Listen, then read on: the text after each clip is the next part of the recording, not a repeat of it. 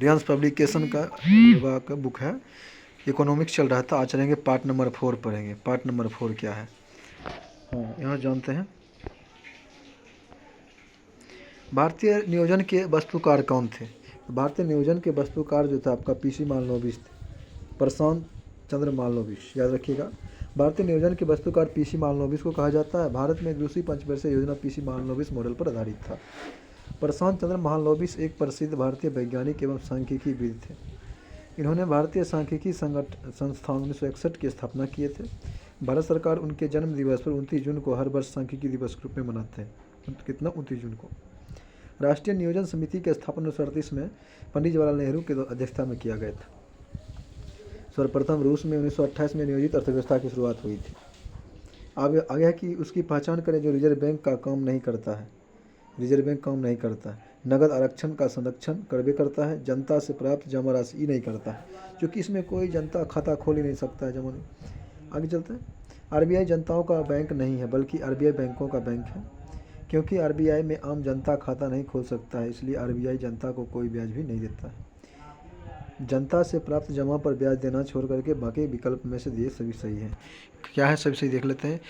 विदेशी विनिमय भंडारण का संरक्षण करता है। करेंसी नोट जारी करता है। नगद आरक्षण का संरक्षण करता है। आगे है जनता से, आगे है कि भारत के किस राज्य में शिशु मृत्यु दर सबसे कम रहा है? तो वो रहा है आपका केरल में। कहाँ रहा है? केरल में, याद रखिएगा। भारत में 2023 में भारत की शिशु मृत्यु दर प्रति 1000 जीवित जन्मों पर 26.619 मृत्यु है। भारत के केरल राज्य में शिशु मृत्यु दर सबसे कम है, 12 है। भारत में सर्वाधिक शिक्षित राज्य व सबसे उच्च जीवन स्तर वाला राज्य केरल है। मध्य प्रदेश में शिशु मृत्यु दर सबसे अधिक है, याद रखिएगा। आगे चलते हैं। आगे है, आगे की विश्व व्यापार संगठन यानी कि WTO वर्ल्ड ट्रेड ऑर्गेनाइजेशन का मुख्यालय कहाँ है? ये हो जाएगा आपका जेनेवा में है, याद रखिएगा। विकसित देशों की पहल है, इसे आरंभ किया गया है।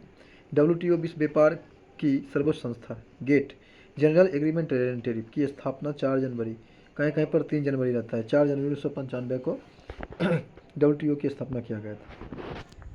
विश्व व्यापार संगठन का स्थापना उरुग्वे दौरे के लंबे बातचीत के बाद मार्केस संधि के तहत किया गया था। WTO का मुख्यालय जेनेवा के स्विट्जरलैंड में है। इसकी शीर्ष निर्णय लेने वाला निकाय मंत्री स्तरीय सम्मेलन है, जो प्रति 2 वर्ष पर आयोजित किया जाता है। General agreement trade and tariff इसका फुल फॉर्म होता है। 1 जनवरी 1948 को उसे कार्य करना शुरू किया था। कौन? गेट, याद रखिएगा। विश्व कृषि एवं खाद्य संगठन का मुख्यालय रोम, इटली में है। विश्व आर्थिक मंच का मुख्यालय दावोस, स्विट्जरलैंड में है। आगे है, आगे की नरसिम्हम कमेटी यानी नरसिम्हा समिति 1 किन सुधारों संबंधित है? मतलब यही हो जाएगा आपका बैंकिंग संरचना सुधार से, याद रखिएगा। भारतीय अर्थव्यवस्था में 1991 में आर्थिक संकट के उपरांत बैंकिंग क्षेत्र के सुधार की दृष्टि से अगस्त 1991 में M नरसिम्हम की अध्यक्षता में नरसिम्हम समिति अथवा वित्तीय क्षेत्रीय सुधार समिति की स्थापना की गई थी। समिति ने बड़े बैंकों के विलय के लिए भी सिफारिश की थी। इस समिति ने नए निजी बैंकों को खोलने का सुझाव दिया था। बैंकों को राजनीतिक हस्तक्षेप से मुक्त करने की सलाह भी उन्होंने दिया था। इसके अधिकतर सुझावों को मान लिया गया है।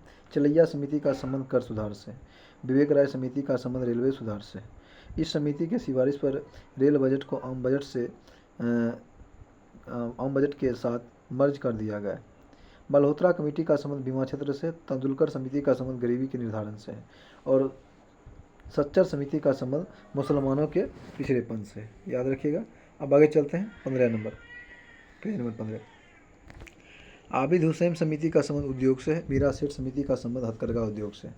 महाजन समिति का संबंध चीनी उद्योग से है। आगे चलते हैं। सुंदर राजन समिति का संबंध पेट्रोलियम से। आगे की केंद्र सरकार की कौन सी योजना भारत के उच्च शहरों के विकास संबंधित है? वो हो जाएगा आपका अमृत योजना। कौन हो जाएगा? अमृत योजना। अमृत फुल फॉर्म में देखेंगे कहीं पर होगा। अमृत फुल फॉर्म है कि Atal mission for rejuvenation and urban transformation, याद रखिएगा। Atal mission for rejuvenation and urban transformation. आगे की अमृत का शुरुआत जो हुआ था 25 जून 2015 से हुआ था। अमृत योजना भारत के मुख्य शहरों के विकास से संबंधित है। अमृत योजना में 1 लाख से अधिक जनसंख्या वाले 500 से अधिक शहरों में पेयजल, सीवेज, स्थानीय यातायात सहित आधारित संरचना का विकास करना है। आ गया कि मनरेगा, ये मनरेगा 6 में आया था 2006 में। मनरेगा ये काफ़ी महत्वपूर्ण है। मनरेगा यह विश्व का सबसे बड़ा पब्लिक रोजगार कार्यक्रम है। कौन? मनरेगा। काम का आधार एक मानवाधिकार है। काम का अधिकार एक मानवाधिकार है। भारतीय संविधान के नीति निषेध तत्व के अनुच्छेद 41 में काम के अधिकार के बारे में चर्चा किया गया। इस समय भारत के प्रधानमंत्री मनमोहन सिंह थे। आगे कि यह एक्ट रोजगार की गारंटी देता है। नरेगा, नरेगा 2 फरवरी 2006 को लागू किया गया था। नरेगा, नरेगा 6, मनरेगा 9, याद रखिएगा। नरेगा का फुल फॉर्म होता है नेशनल रूरल एम्प्लॉयमेंट गारंटेड कहते हैं कि अमेंडमेंट 2009 के तहत नरेगा को लाया गया था। याद रखिएगा नरेगा। अब आगे की नाम मनरेगा कर दिया गया। नरेगा को ही नाम 2009 में मनरेगा कर दिया गया। मनरेगा का फुल फॉर्म होता है कि Mahatma Gandhi national rural employment guaranteed act. इसके तहत ग्रामीण क्षेत्र में 100 दिन की रोजगार की गारंटी दिया गया है। कोई व्यक्ति जो इस काम करने का इच्छुक है रजिस्टर कर सकता है। अगर रजिस्टर करने के 15 दिन के भीतर 5 किलोमीटर के अंदर में उसे रोजगार दिया जाएगा। अगर उसे रोजगार नहीं दिया गया तो बेरोजगारी भत्ता भी दिया जाएगा। आगे मनरेगा के तर्ज पर हाल ही में राजस्थान सरकार द्वारा शहरी क्षेत्र के लोगों को गारंटी रोजगार देने के लिए इंदिरा गांधी शहर रोजगार योजना गारंटी योजना शुरू किया गया। अब आगे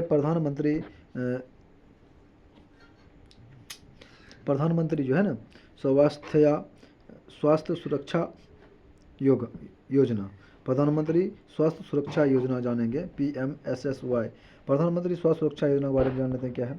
इस योजना को मार्च 2006 में मंजूरी दी गई थी। इस योजना को 6 में मंजूरी दिया गया था। इसका उद्देश्य समान रूप से देश के विभिन्न हिस्सों में काफ़ी जो है स्वास्थ्य सुविधाएं की उपलब्धि में असंतुलन को ठीक करना और विशेष रूप से कम सेवा वाले राज्यों में गुणवत्तापूर्ण चिकित्सा शिक्षा की सुविधा को बढ़ाना था। प्रधानमंत्री ग्राम सड़क योजना इससे 15 अगस्त 2000 को लॉन्च किया गया था। यह भारत में असंबद्ध गांवों को हर मौसम में अच्छी सड़क कनेक्टिविटी प्रदान करने की एक राष्ट्रव्यापी योजना। इस समय भारत में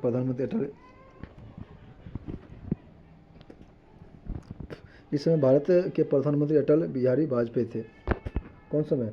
वही 2000 के आसपास। अब आगे है इस समय भारत की राजकोषीय नीति किसके द्वारा प्रतिपादित किया जाता है? तो नीति वित्त मंत्रालय के द्वारा। वित्त मंत्रालय की चर्चा अनुच्छेद 80 में 80 में। आगे है भारत की राजकोषीय नीति भारत सरकार के वित्त मंत्रालय द्वारा प्रतिपादित किया जाता है। मौद्रिक नीति केंद्रीय रिजर्व बैंक द्वारा जारी किया जाता है।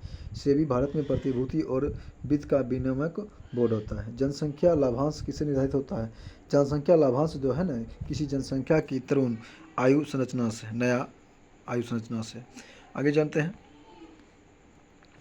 जनसंख्या लाभांश या जनसांख्यिकी लाभांश का मतलब है कि किसी देश की जनसंख्या में काम करने वालों की संख्या उन पर आश्रित लोगों की संख्या से ज़्यादा है। कामकाजी आयु की जनसंख्या 15 वर्ष लेकर के 64 वर्ष होता है। जनसंख्या लाभांश किसी जनसंख्या की तरुण आयु संरचना को निर्दिष्ट करता है। भारत जनसंख्या लाभांश की स्थिति में है। यहाँ लगभग 65% आबादी श्रम करने योग्य है।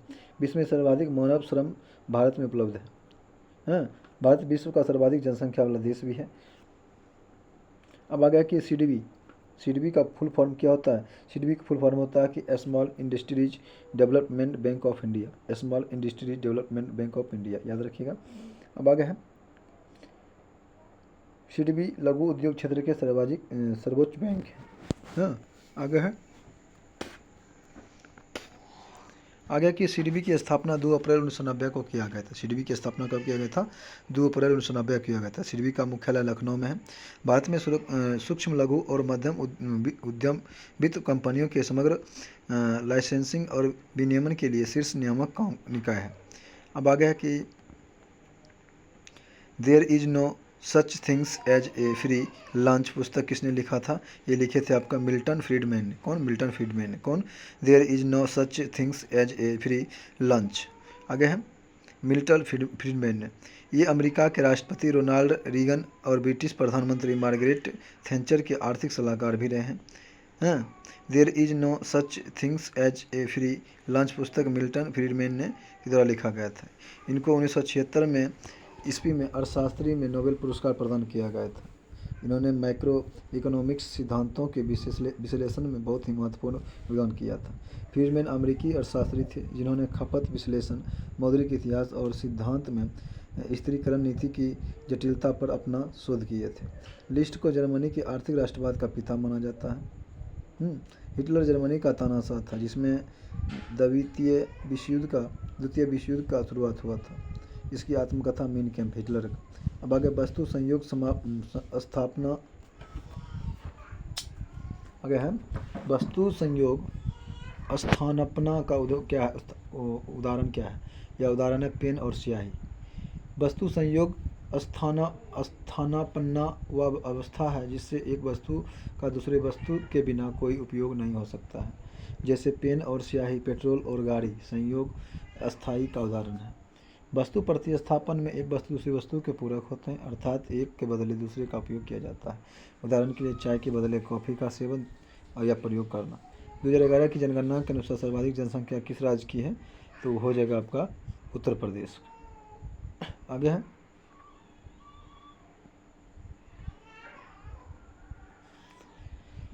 2011 की जनगणना के अनुसार सर्वाधिक जनसंख्या उत्तर प्रदेश का है जबकि न्यूनतम जनसंख्या सिक्किम का। 2011 की जनगणना के अनुसार भारत का आबादी विश्व की आबादी का 17.5% है। आगे चलते हैं। आगे के GDKP सकल घरेलू ज्ञान उत्पाद शब्द के खोजकर्ता कौन थे? ये थे आपके उम्बेर्टो सुल्पासो। आगे चलते हैं। Gross domestic knowledge product GDKP सकल घरेलू ज्ञान उत्पाद। GDKP के विचार दक्षिणी कैलिफोर्निया विश्वविद्यालय के प्रोफेसर उम्बेर्टो सुल्पासो हैं।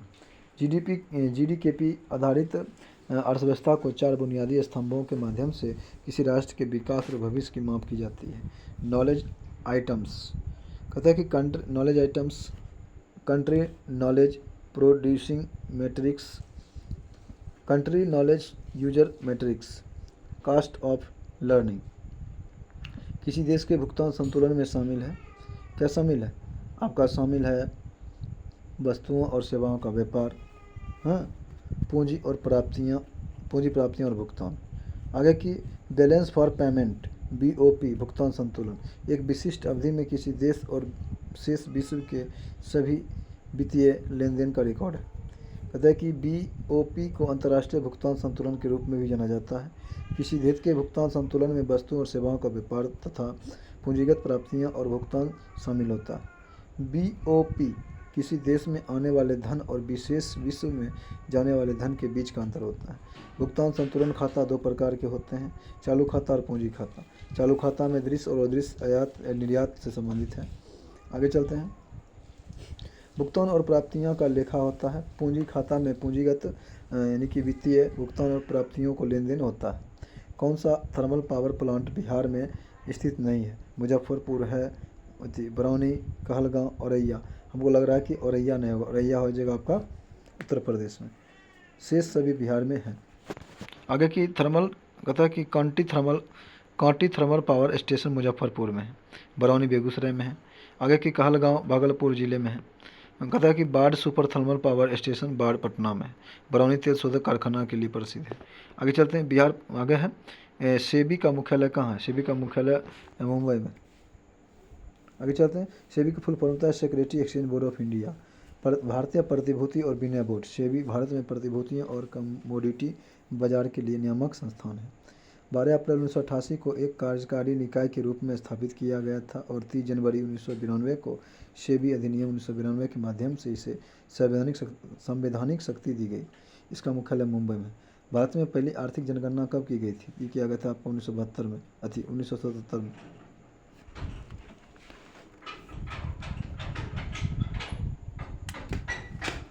कहता है कि भारत में पहली आर्थिक जनगणना कब की गई थी? 1977 में। भारत में पहली आर्थिक जनगणना 1977 में केंद्रीय सांख्यिकी संगठन CSO के द्वारा की गई थी। कब? 1977 में।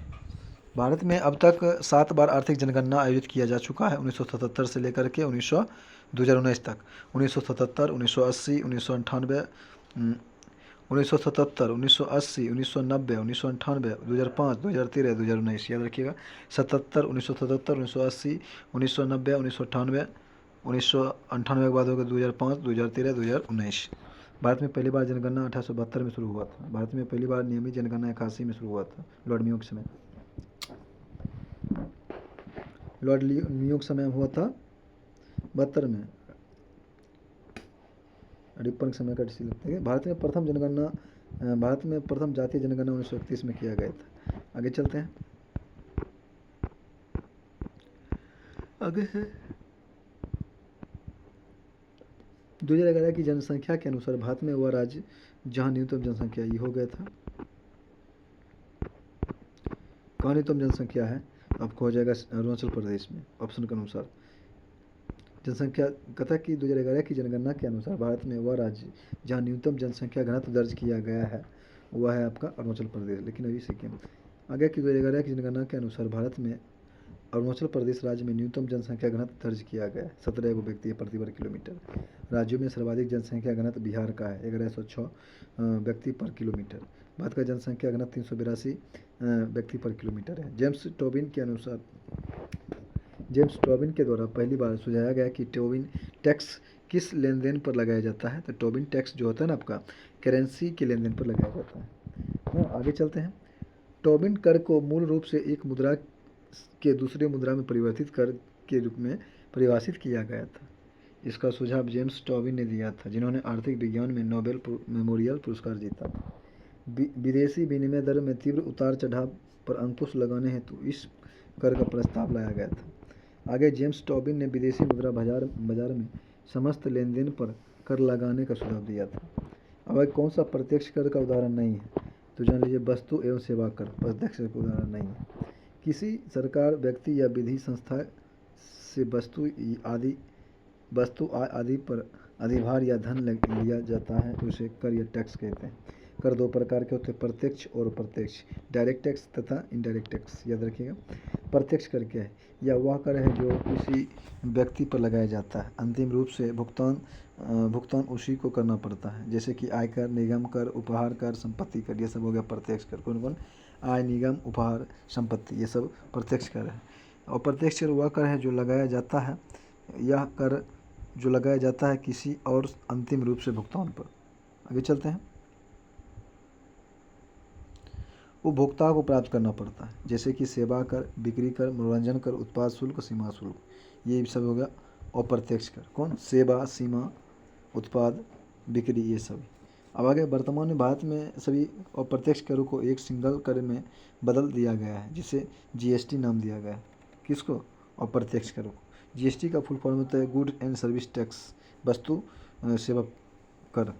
यह एक अप्रत्यक्ष कर है। भारत में 1 जुलाई 2017 से लागू किया गया था। सबसे पहले असम में लागू किया गया था। 1 जुलाई को जीएसटी दिवस के रूप में मनाया जाता है। 101वां संविधान संशोधन वस्तु एवं सेवा कर से संबंधित है।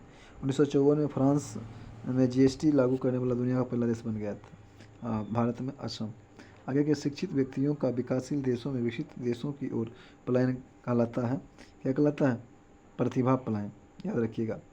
शिक्षित और कुशल व्यक्तियों को विकासशील देशों से विकसित देशों की ओर पलायन प्रतिभा पलायन कहलाता है। इसका मतलब किसी देश के सबसे शक्तिशाली और शिक्षित श्रमिकों को दूसरे देशों में बेहतर रोजगार की तलाश में जाना होता है।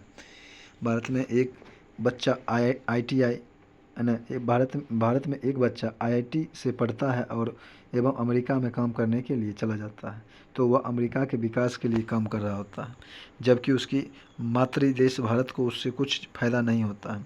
प्रतिभा पलायन किसी देश के मानवीय संसाधन पर विपरीत प्रभाव डालता है। आगे चलते हैं। मांग में परिवर्तन के निम्नलिखित में से कौन से कारक है?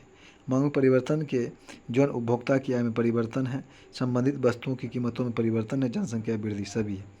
आगे कि मांग में बदलाव के कुछ कारण ये भी हैं कि उपभोक्ता की आय में बदलाव करना, वस्तुओं की कीमत में बदलाव करना, उपभोक्ताओं की पसंद में बदलाव करना, प्रौद्योगिकियाँ हैं, जनसंख्या है, फैशन में बदलाव, जलवायु में बदलाव। आगे चलते हैं।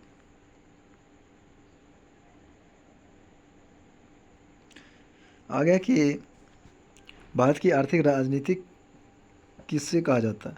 भारत की आर्थिक राजधानी, आर्थिक हो जाएगा आपका मुंबई। मुंबई हो जाएगा। भारत की आर्थिक राजधानी मुंबई में स्थित है। भारत की राजनीतिक राजधानियाँ नई दिल्ली है, सांस्कृतिक वाराणसी है। स्टार्टअप कैपिटल ऑफ इंडिया नई दिल्ली को कहा जाता है। पहले बेंगलोर को यह दर्जा प्राप्त था। भारत की साइंस सिटी बेंगलुरु कहा जाता है। भारत का सिलिकॉन वैली बेंगलुरु कहा जाता है। साइलेंट वैली केरल में है। अहमदाबाद को भारत का मैनचेस्टर कहा जाता है। भारत का मैनचेस्टर, मैनचेस्टर इंग्लैंड में सूती वस्त्र उत्पादन के लिए प्रसिद्ध था। जमशेदपुर को भारत का पीटर्सबर्ग कहा जाता है। आगे की निजी क्षेत्र में लघु व मध्यम उद्योग के विकास के उद्देश्य से औद्योगिक ऋण व निवेश निगम प्रयोजन करता था। कौन करता है? विश्व बैंक का मिशन। आगे के निजी क्षेत्र में लघु व मध्यम, विश्व बैंक का मिशन हो जाएगा। विश्व बैंक के बारे में पहले आगे चलते हैं। 7वीं पंचवर्षीय योजना के अंतर्गत अपनाए गए विकास व्यूहरचना थी, किसका था? ये था आपका कृषिगत विकास उन्मुख समृद्धि का। आगे चलते हैं। 7वीं पंचवर्षीय योजना का कार्यकाल 1985 से 90 रहा। इस योजना के अंतर्गत अपनाए गए विकास व्यूहरचना कृषिगत विकास उन्मुख समृद्धि थी। आगे चलते हैं। आगे अर्थशास्त्र को जिस अध्याय के रूप में श्रेष्ठता परिभाषित किया जाता है वह है आपका क्या है? वह है आपका किस प्रकार समाज अपने सीमित साधनों को प्रबंध करेंगे। एडम स्मिथ ने अर्थशास्त्र को धन का विज्ञान कहा था। अर्थशास्त्र का पिता या जनक एडम स्मिथ को कहा जाता है। अर्थशास्त्र में इस बात का अध्ययन करता है कि लोग, व्यवसाय, सरकार और देश उत्पादन, वितरण और उपभोग के लिए सीमित यानी कि दुर्लभ संसाधनों का उपयोग कैसे करें। आगे चलते हैं। उपभोक्ता संभावना परिधि के अंदर स्थित बिंदु कौन सा हो जाएगा? वह जगह साध्य होता है पर कुशल नहीं। उत्पादन संभावना सीमा एक वक्र है। इसका उपयोग उन उत्पादों के मिश्रण की खोज हेतु किया जाता है जो उपलब्ध संसाधनों का सबसे कुशलता से उपयोग करते हैं। उत्पादन संभावना परिधि के अंदर स्थित बिंदु साध्य है पर कुशल नहीं है। 2001 की जनगणना के अनुसार भारत की जनसंख्या कितनी थी? तो जान लीजिए उसका जनसंख्या था 1029 मिलियन। 1029 मिलियन। नोटेड पॉइंट 2011 की जनगणना पर फोकस करना। कहते 2011 की जनगणना के अनुसार भारत की जनसंख्या घनत्व लगभग 101 करोड़ थी। 121 करोड़। भारत की जनसंख्या कुल विश्व की जनसंख्या का 17.5% था। भारत की जनसंख्या के हिसाब से दूसरा सबसे बड़ा देश है। वर्तमान में भारत विश्व में जनसंख्या के मामले में पहला स्थान पर है। आगे चलते हैं। अब आगे के निम्न में से क्या बाह्य प्रवाह नहीं है? तो बाह्य प्रभाव नहीं होगा आपका, हो जाएगा विदेशी से ऋण प्राप्तियाँ। आगे चलते हैं।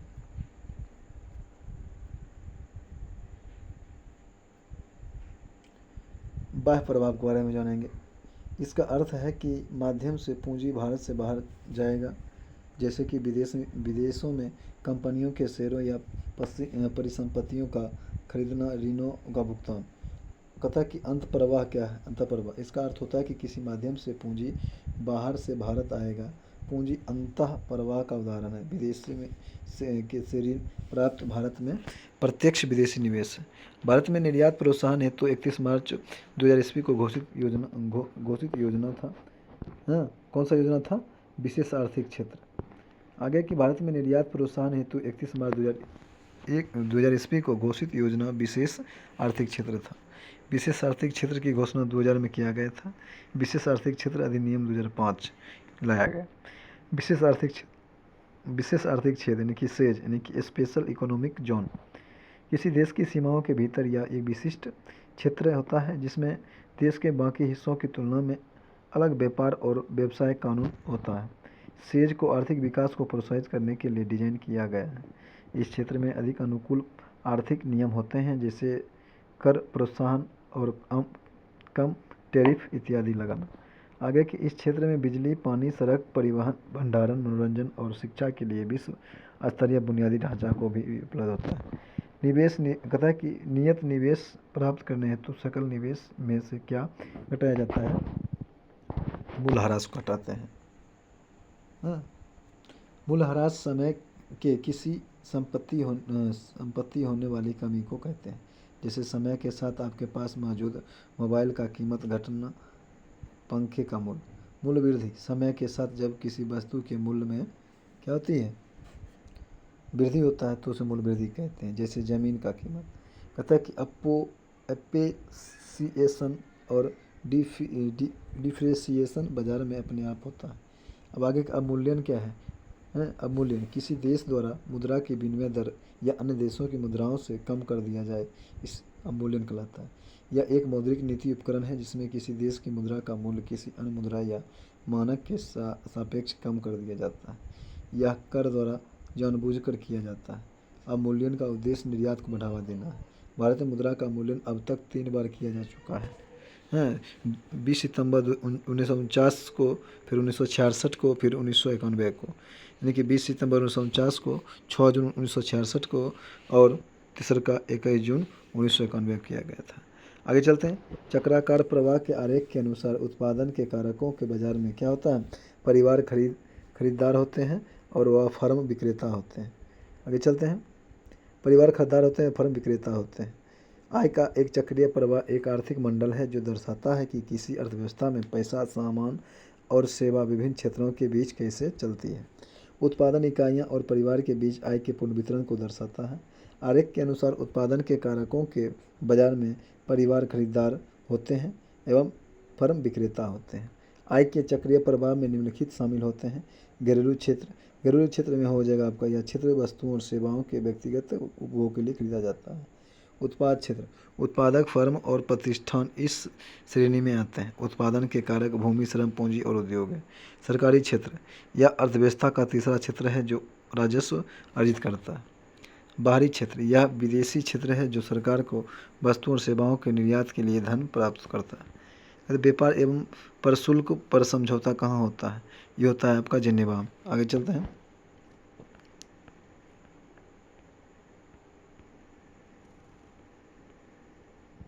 व्यापार एवं शुल्क पर समझौता जेनेवा में हुआ है।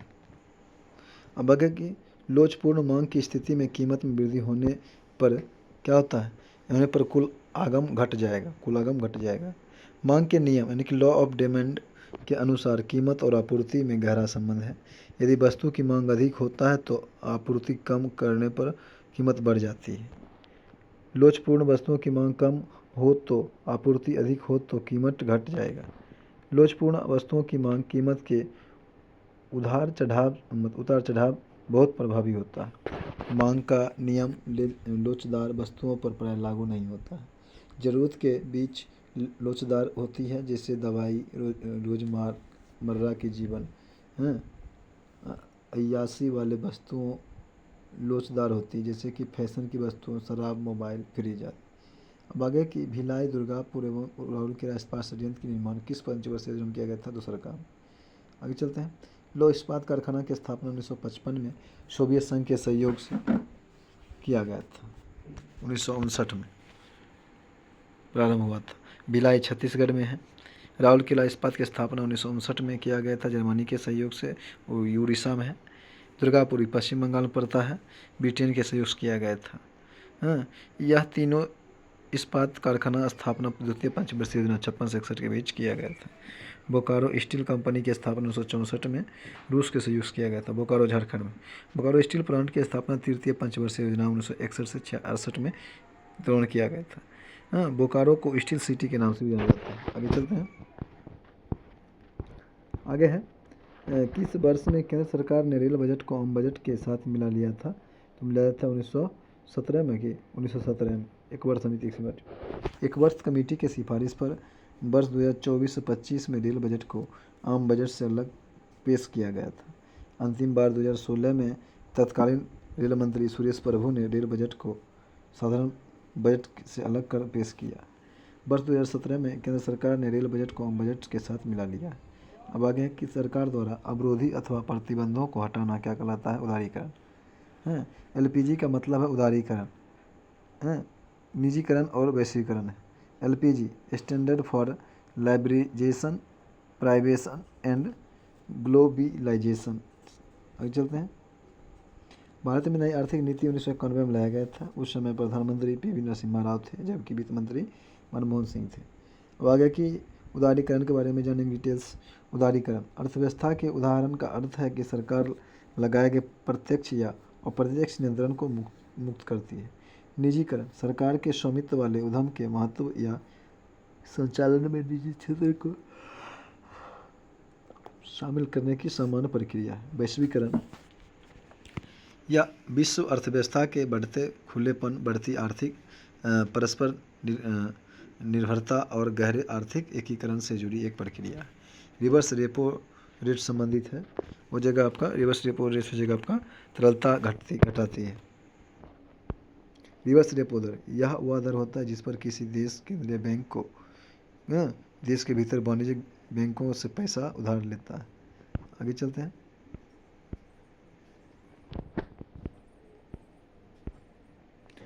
रिवर्स रेपो दर में वृद्धि का मतलब है कि वाणिज्यिक बैंकों को आरबीआई के पास अपना धन जमा करने के लिए अधिक प्रोत्साहन मिलेगा, जिससे बाजार में धन की आपूर्ति कम हो जाएगी। रेपो दर यह वह ब्याज दर है जिस पर भारतीय रिजर्व बैंक यानी कि आरबीआई भारत में वित्तीय संस्थानों और वाणिज्यिक बैंकों को पैसा उधार देता है। अगर देश में एक विशेष वर्ष के दौरान उत्पादित सभी अंतिम वस्तुओं और सेवाओं के कुल मूल्य को कहा जाता है क्या? सकल घरेलू उत्पाद जीडीपी कहा जाता है, ग्रॉस डोमेस्टिक प्रोडक्ट। आगे चलते हैं। भारत में प्रति वर्ष आर्थिक सर्वेक्षण कौन प्रकाशित करता है? करता है कि वित्त मंत्रालय सरकार या भारत सरकार? वित्त मंत्रालय भारत सरकार। आगे भारतीय अर्थव्यवस्था सर्वेक्षण भारत सरकार के वित्त मंत्रालय का एक वार्षिक दस्तावेज। वित्त मंत्रालय का आर्थिक मामलों का विभाग हर साल केंद्र बजट से ठीक पहले संसद में पेश किया जाता है। इसे भारत के मुख्य आर्थिक सलाहकार के मार्गदर्शक में तैयार किया जाता है। आर्थिक सर्वेक्षण में पिछले एक साल में देशों के आर्थिक प्रगति और प्रदर्शन का लेखा जोखा होता है। इस अर्थव्यवस्था से जुड़े सभी मुख्य आंकड़े पेश किए जाते हैं। कौन सी भारतीय कंपनी बहुराष्ट्रीय निगम नहीं है? हो जाएगा आपका बीएसएनएल नहीं है, बाकी बात टाटा है, टाटा मोटर्स है, एशियन पेंटेस है तथा रेनबेक्सी है। बहुराष्ट्रीय कंपनी एक ऐसी कंपनी होती है जो एक से ज़्यादा देशों में उत्पादन, नियंत्रण और स्वामित्व रखती है। इन्हें मल्टीनेशनल कंपनी भी कहा जाता है। फोर्ड, एप्पल या गूगल आदि कहीं बहुत बड़ी बहुराष्ट्रीय कंपनियों के बजट तो कई देशों के सालाना आर्थिक बजट से भी ज़्यादा होता है। आगे है भारत में मनरेगा कब लागू किया गया था? मनरेगा हो जाएगा आपका 2006 में। आगे कि कोरापुट खाने भारत के किस राज्य में है? कोरापुट उड़ीसा में है, जो बॉक्साइट के लिए प्रसिद्ध है। उड़ीसा के अन्य खाने जो बॉक्साइट उत्पादन के लिए प्रसिद्ध है कालाहांडी है, संबलपुर है और बुंगलीहारी है, बुंगलागिर है। कौन? कालाहांडी, संबलपुर और बुलांगीर है। आगे केरल में मोनाजाइट नामक निक्षेप पाया जाता है जो थोरियम उत्पादन के लिए प्रसिद्ध है। झारखंड में झरिया कोयला उत्पादन के लिए प्रसिद्ध है। बिहार में जमुई के कमरटिया में सोना का विशाल भंडार पाया गया है। किस मूल्य से सरकार फसलों के महत्वपूर्ण में कौन से मूल्य की घोषणा करती है? न्यूनतम समर्थन मूल्य। न्यूनतम समर्थन मूल्य जान लीजिए, यह कृषि उत्पादों के लिए सरकार द्वारा निर्धारित मूल्य है। सरकार कृषि लागत और आयोग की सिफारिश के आधार पर 22 अनिवार्य कृषि फसलों के लिए न्यूनतम समर्थन और गणना के लिए उचित और लाभकारी तय करती है। एमएसपी सभी फसलों के लिए नहीं दिया जाता है। एमएसपी में शामिल फसलें जैसे कि 14 खरीफ फसल है, 6 रबी है और 2 अन्य वाणिज्यिक फसल। 14, 6 और 2 खरीफ, 14 रबी, 6 और अन्य 2 है। आगे भारत के राष्ट्रीय प्रतिदर्शन सर्वेक्षण संगठन का क्या उत्तरदायित्व है? इसका उत्तरदायित्व है कि विभिन्न क्षेत्रों में अखिल भारतीय स्तर पर बड़े पैमाने का सर्वेक्षण करना। आगे की नेशनल सिंपल सर्वे ऑर्गेनाइजेशन NSSO राष्ट्रीय प्रतिदर्शन सर्वेक्षण संगठन, यह अखिल भारतीय आधार पर विभिन्न क्षेत्रों में बड़े पैमाने पर नमूना सर्वेक्षण के संचालन के लिए जिम्मेदार है। 2019 में CSO एवं NSSO को मिलाकर के NSO बना दिया गया। नोट इसके बारे में पहले डिटेल हमें बताया जा चुका है। अब आगे है कि राष्ट्रीय आय बराबर होता है NNPFC कारक लागत पर NNP राष्ट्रीय आय के बराबर होता है। NNP at factor cost is equal to national income. शुद्ध राष्ट्रीय उत्पाद बराबर होता है सकल राष्ट्रीय उत्पाद माइनस मूल्यह्रास। कहता है कि net national product NNP is the gross national product means depreciation. कहता है कि NNP क्या है? कहते हैं कि कारक लागत से तात्पर्य उत्पादन के कारकों की लागत से है, जैसे भूमि का किराया, पूंजी का ब्याज, श्रम के लिए कर्मचारी के भुगतान, पूंजी का ब्याज और उद्यमिता के लिए लाभ। अब कारक लागत पर NNP बराबर बाजार मूल्य पर NNP माइनस शुद्ध और प्रत्यक्ष कर। Factor cost refers to the cost of factors of production ex rent of land, the interest of capital, the interest of capital, wages for payment of employees for labour and profit for interest कहता है कि interest. NNP at factor cost बराबर NNP at market price minus net directive, कहता है कि net indirect tax. बाजार मूल्य वह कीमत है जो उपभोक्ता वास्तव में चुकाते हैं, इसमें अप्रत्यक्ष करों और सब्सिडियों को घटा दिया जाता शामिल होता है, घटक शामिल होता है। Market price is the price that consumer actively pay, it includes the component of indirect tax and of subsidy। NNPMC बराबर NNPFC plus indirect tax minus subsidy. Bharat में राष्ट्रीय आय की गणना सबसे पहले दादा बनर्जी ने 1967 में किया था। प्रति व्यक्ति आय 20 रुपये बताए थे। वैज्ञानिक दृष्टिकोण से भारत में राष्ट्रीय आय गणना सर्वप्रथम 1931-32 में प्रोफेसर VKR राव ने किया था। अब आगे है, सरकार द्वारा लगाई गई रुकावटों एवं प्रतिबंधों को हटाना क्या कहलाता है? उदारीकरण। पढ़ चुके हैं। 3 मुख्य आयाम होता है, उदारीकरण, निजीकरण और वैश्वीकरण। आगे है कि LPG होता है कि एल्स होता है लाइब्रेलिसन यानी उदारीकरण, पीस होता है कि परवेटिसन निजीकरण, और जीस होता है ग्लोबलाइजेशन भूमंडलीकरण या वैश्वीकरण। LPG सुधारों को भारत द्वारा 1991 में प्रधानमंत्री PV नरसिम्हा राव के तहत अपनाया गया था। उस समय डॉक्टर मनमोहन सिंह वित्त मंत्री थे।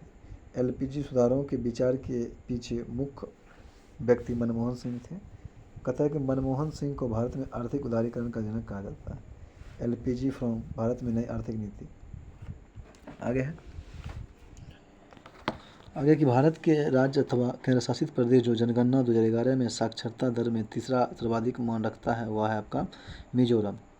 पहला है केरल 93.9%, दूसरा का लक्षद्वीप 92.28%, मिजोरम 91.58, त्रिपुरा 87.75 और गोवा 87.40।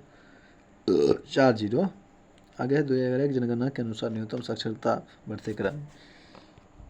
बिहार 63.82, तेलंगाना 66.5, अरुणाचल प्रदेश 66.95, राजस्थान 67.06, आंध्र प्रदेश 67.4। आगे है बेलाडीला खान किस लिए प्रसिद्ध है? बेलाडीला खान जो है ना लोएस के लिए प्रसिद्ध है।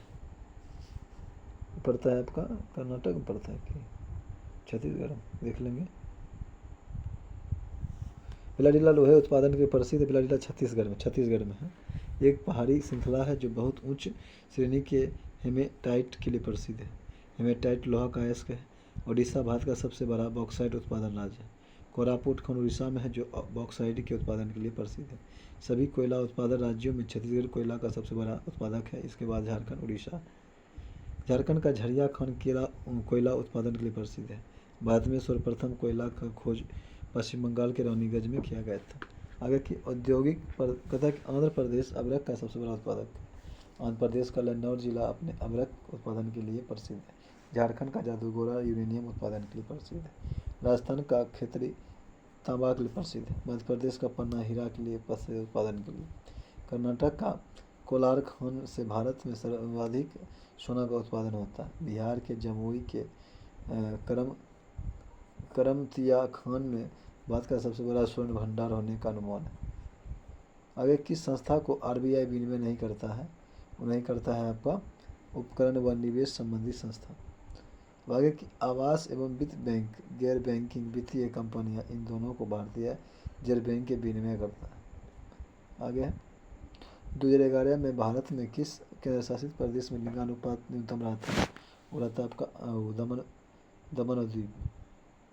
केंद्र शासित प्रदेशों में दमन व द्वीप में प्रतिवर्ष 1000 पुरुषों पर 618 महिलाओं का सबसे कम लिंगानुपात है। आगे भारत में लिंगानुपात के प्रति 1000 पुरुष पर महिलाओं की संख्या के रूप में परिभाषित किया जाता है।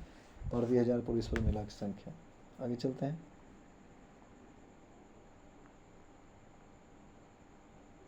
जनगणना के अनुसार भारत का लिंगानुपात 943 है।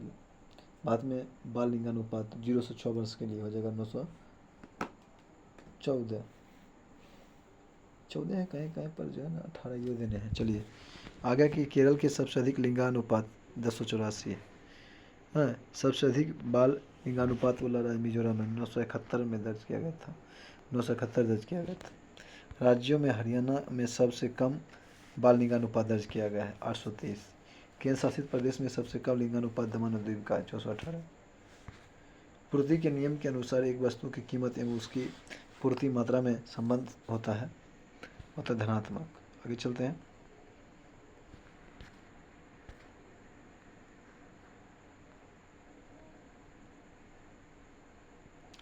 आगे है कि पूर्ति का नियम किसी वस्तु की कीमत और उसकी आपूर्ति के बीच संबंध बताता है। इस नियम के अनुसार अन्य चीज़ें समान होने पर आपूर्ति की गई वस्तुओं की मात्रा सीधे उसकी कीमत के साथ बदलती रहती है।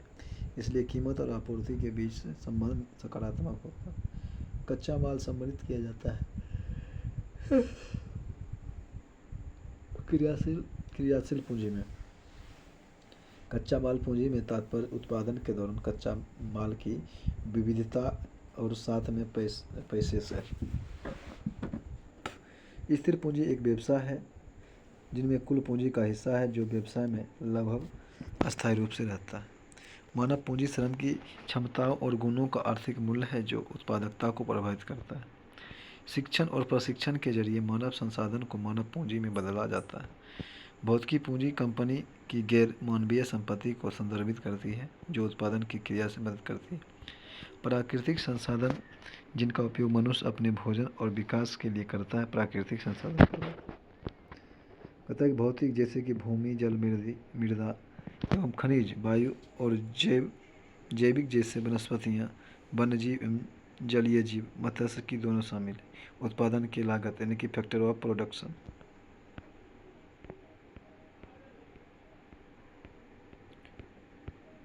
व्यावसायिक बैंकों का मुख्य काम क्या है? ऋण देना होता है, जमा स्वीकार करना और ऋण देना। व्यापारिक बैंक वह संस्था होता है जो लाभ कमाने के उद्देश्य से लोगों की जमाओं को स्वीकार करते हैं तथा लोगों को जब ऋण की आवश्यकता होती है तो उन्हें उपलब्ध भी कराती है। कथा के अधिकार के आधार पर बैंक दो प्रकार के होते हैं, केंद्रीय बैंक और वाणिज्यिक बैंक। केंद्रीय बैंक को शीर्ष बैंक कहा जाता है जो अर्थव्यवस्था की मौद्रिक नीति तैयार करने के लिए जिम्मेदार होता है। वाणिज्यिक बैंकों जो जमा और ऋण सुविधाएं प्रदान करके अर्थव्यवस्था में धन के प्रवाह में मदद करते हैं। वाणिज्यिक बैंक व्यक्तियों और व्यवसायों को वित्तीय सेवाएं प्रदान करते हैं। कहता है कि व्यापारिक बैंक के मुख्य कार्यों को दो भागों में बांटा जाता है, जमा स्वीकार करना और ऋण देना। व्यापारिक बैंक प्राथमिक कार्य के साथ साथ गौण कार्य भी करता है। व्यापारिक बैंक अपने ग्राहकों को विभिन्न मुद्राओं का एकत्रीकरण करता है तथा उसका भुगतान भी करता है। बैंक अपने ग्राहकों के लिए विभिन्न प्रकार की प्रतिभूतियों को खरीदने का काम करता है, बेचने का काम भी करता है। बैंक अपने ग्राहकों को कहने पर उनकी संपत्ति के ट्रस्टी तथा प्रबंधक के रूप में भी करता है। व्यापारिक बैंक